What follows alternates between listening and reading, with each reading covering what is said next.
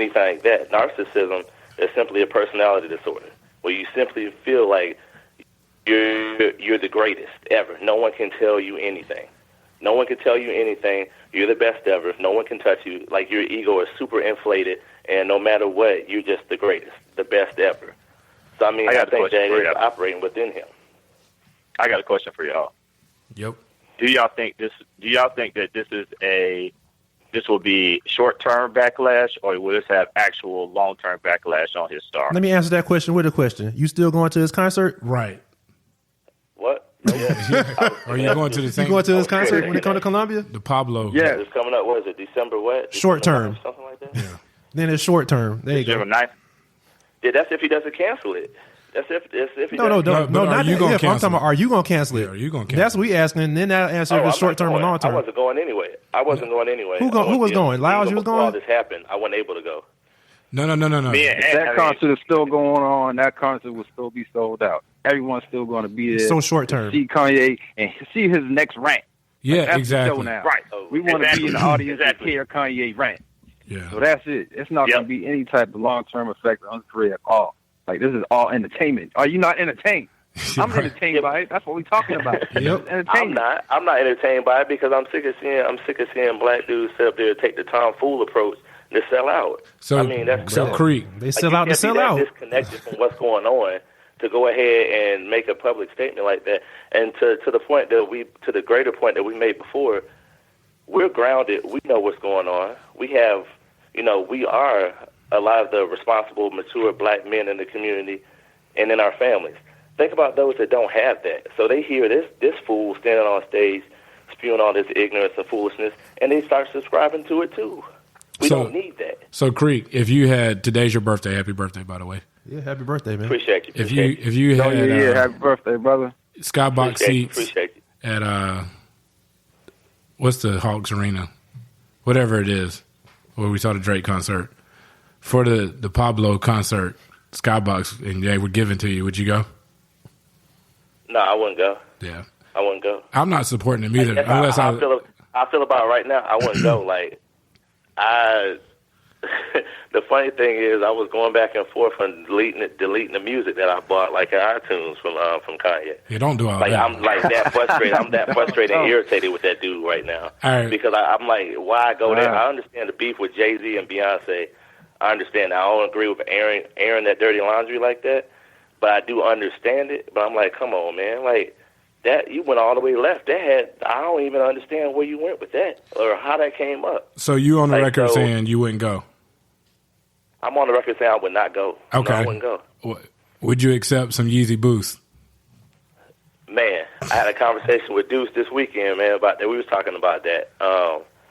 He was. I'm gonna take the shoes. No, I would if I did, I would resell it. I actually wouldn't keep it. And for all y'all that actually know me and know that how much of a sneakerhead I am, that says a lot. Yeah. I wouldn't keep it. I would resell it. I wear shoes. I just wouldn't pay for them. Somebody give them to me. But it's funny. It's funny. I was talking to Ant. Ant is probably the biggest guy. Ant and Jamal probably the two biggest Kanye West fans. And Brother McLawhorn, right? Who still ain't answering my text. So they, so I was talking to Ant. I was talking to Ant about it, and Ant was like, you don't understand how hard it is for Kanye to actually physically storm off the stage on that Pablo set because he on that suspended platform. Right. So he got like harnesses and wires and stuff like attached to him. So he had to have somebody come and unhook him so he can storm off the stage. Right. But you know what I feel like? I feel like how I think what concert was that when Cudi came out? Where were they at? That's the last one. That's one when he stormed off. That was last night. That was in Sacramento. That's the one. Yeah, that was Sacramento. Now, don't be surprised. I would not be surprised because there's always the rant that comes before the collapse of I need to check myself into a mental health facility. So I wouldn't be surprised if this is, kind of bubbling under the surface. Not saying that it's a stunt or an excuse, but I wouldn't be surprised if that came sometime before the end of 2016. Yeah, here's my thing. I think the dude has mental health issues. I truly do. Because his rants are incoherent. I mean, think about it. In the same Donald Trump rant, he started talking about Jay-Z. Like, it's crazy. Look at what he did at the VMA the VMAs where they gave him 2 or 3 minutes to talk. It was all over the place. Something is seriously wrong with the dude. I mean, but if you take a step back for a second and like honestly look at it from the sense of, dude did lose his mother. I mean, he's had some other stuff go on.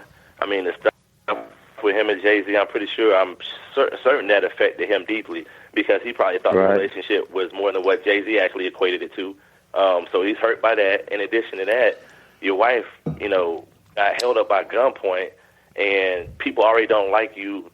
People constantly talking about your wife. Your homeboy ain't hanging with you because of your wife. Well, maybe that's it. So I think it's Ray J's fault. Yeah, he got a lot going on. What's the common denominator? Yeah. Ray J.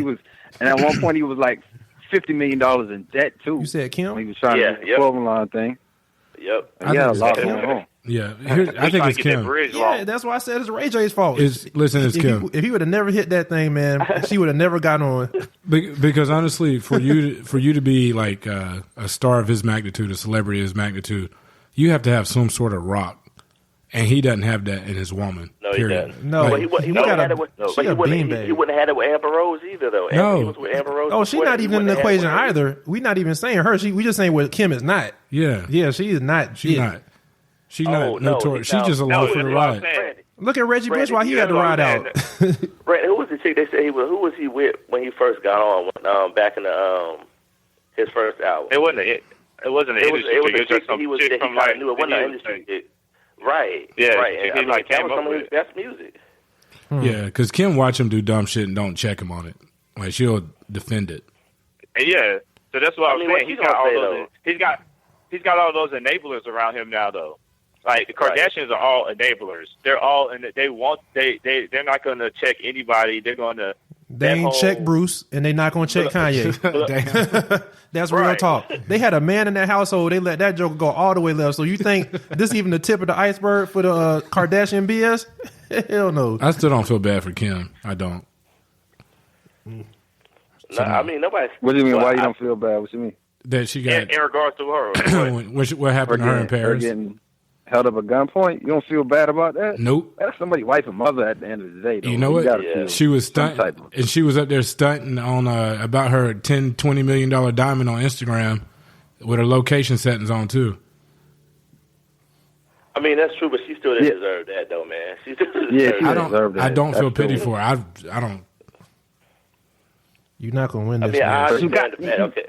Oh, go ahead, Rand. You don't got to, but you don't gotta feel pity for her. But like, you would want somebody to feel pity for you if that was like your wife that happened to. You know what I mean? She made a mistake true. That was stupid, but like I said, like that's still like somebody's mother. Now her nerves are like, bad. You wouldn't want that to happen to your mother, or you would want that to happen to your wife. So that's how I look at it. So I do feel bad for her, man. I feel bad for North. I wouldn't want that to happen to nobody. I feel bad for the daughter and the son. Man. Yeah. Yeah, and I definitely feel bad for the kids. How many packs of cigarettes you think Kim's smoking through a day now? Man, she is now. Them nerves. Yeah. She ain't been singing. Oh, go ahead.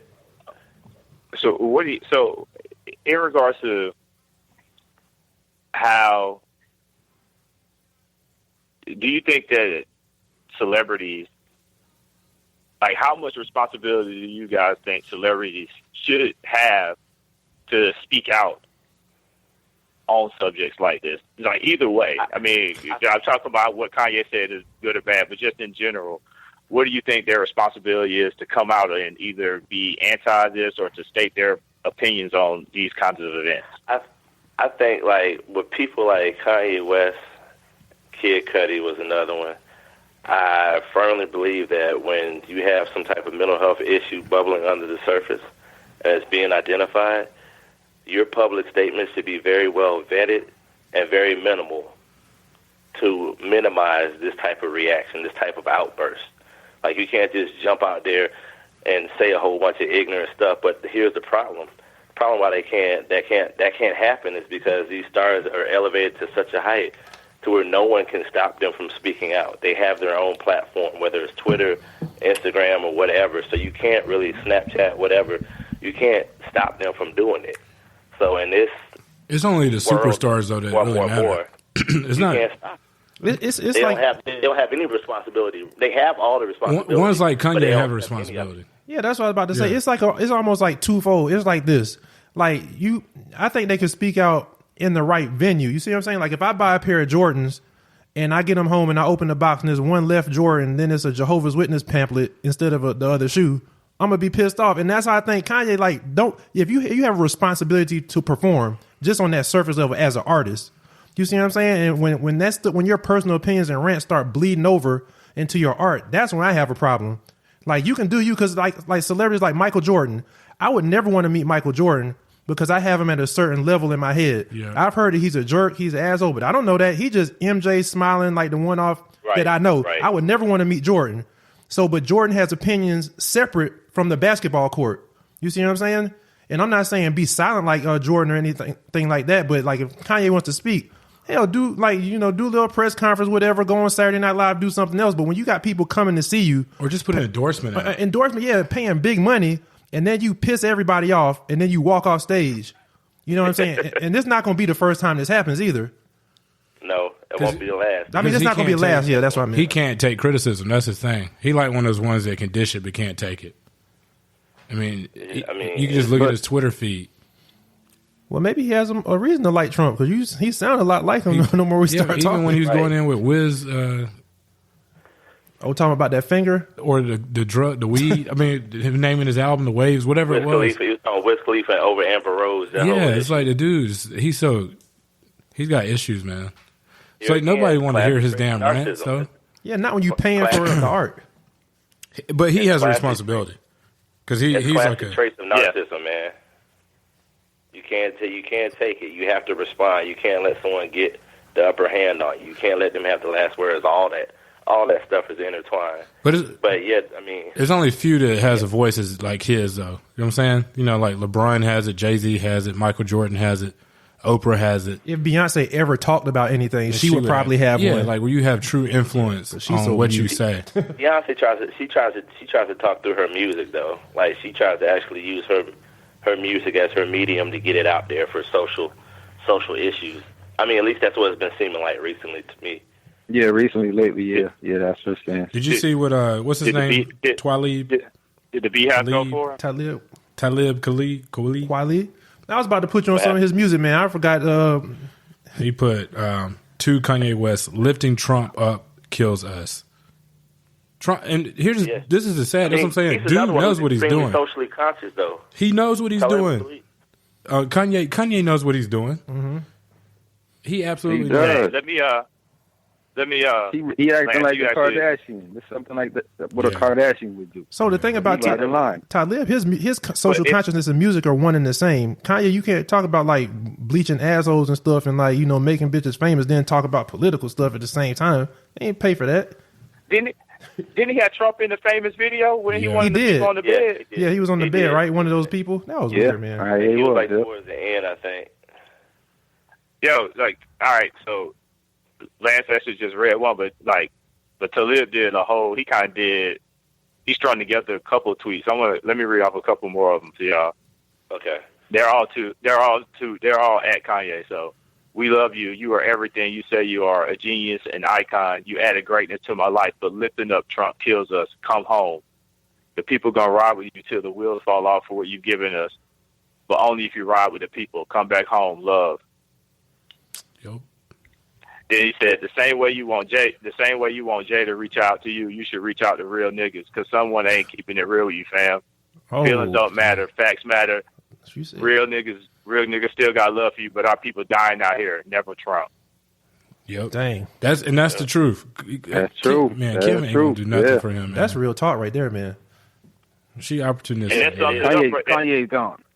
Kanye's gone. He lost in the world, man. We can listen to his music, but we don't need to look to him for any type of political advice or anything like that. Like, just listen to the music and like that. That's it. That's the thing. Nobody even asked him. Don't pay him no attention. But see, this is the thing. It's sad because at one point he was like his first few albums. He was speaking to a lot of social injustice. I mean, even exactly. That's the irony of the whole situation. That was damn. That's the irony is how far Right. It's how far he's at. But look, he did the Jesus walks and all of that stuff. Like,